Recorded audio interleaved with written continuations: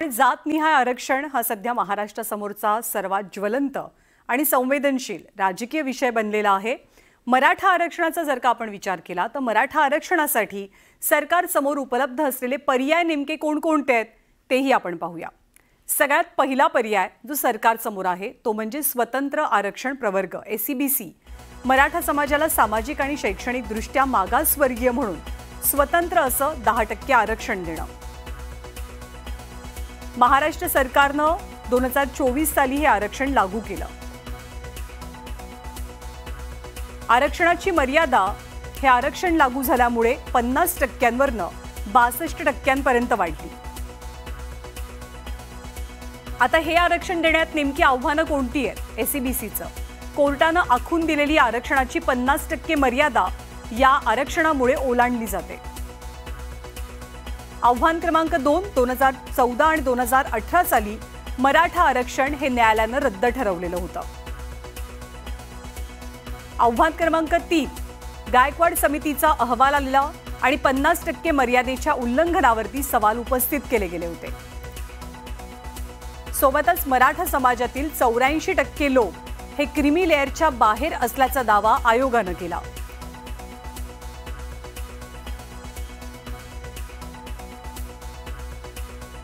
सरकार समोर असलेला दुसरा पर्याय ओबीसी प्रवर्गामध्ये मराठ्यांचा समावेश करणं।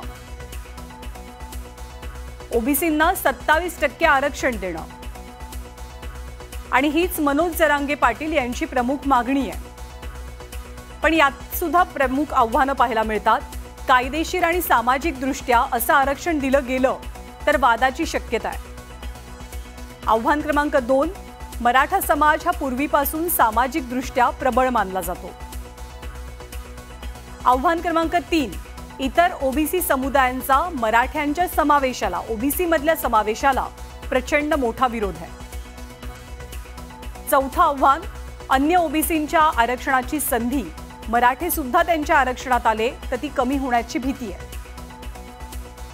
कुणबी नोंदी आणि सगळे सोयऱ्यांना आरक्षण देण्यावरनं कायदेशीर अडचणीची शक्यता सुद्धा उद्भवू शकते। आता सगळे सोयरेचा अध्यादेश ज्याचा आग्रह मनोज जरांगेंनी धरलाय। मराठा समाजातील कुणबी नोंदी असलेल्या व्यक्तींचा ओबीसी मध्ये समावेश केला जावा। मराठा समाजातील सगळे सोयऱ्यांचा ओबीसी प्रवर्गात समावेश व्हावा। विशेष अधिवेशन बोलावून एखादा कायदा संमत करावा करण्याची जो पर्याय आहे तो सरकार समोर आहे। पण यात सुद्धा अनेक आव्हानं आहेत। एकतर सगळे सोयरेला कायदेशीर आव्हान मिळण्याचा दाट अंदाज आहे। आव्हान क्रमांक 2 ओबीसी वर्गाचा या अध्यादेशासाठी विरोध आहे आणि जर असं झालं तर सामाजिक तणावाची शक्यता सुद्धा निर्माण होऊ शकते।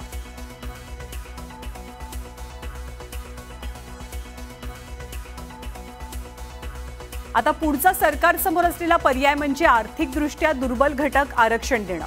मराठा समाजातील आर्थिकदृष्ट्या मागास वर्गाला 10% आरक्षणाची तरतूद करणं। ईडब्ल्यूएसचं आरक्षण पण ईडब्ल्यूएस आरक्षणाची व्याप्ती ही मर्यादित आहे हे प्रमुख आव्हान आहे या आरक्षणामागचं। आव्हान क्रमांक 2 मराठा समाजाची लोकसंख्या ही बरीच मोठी आहे। त्या लोकसंख्येच्या तुलनेमध्ये ईडब्ल्यूएसचा पर्याय हा अपुरा ठरण्याचा अंदाज आहे। मराठा समाजातले बहुतांश लोक हे ईडब्ल्यूएसच्या निकषांच्या बाहेर आहेत।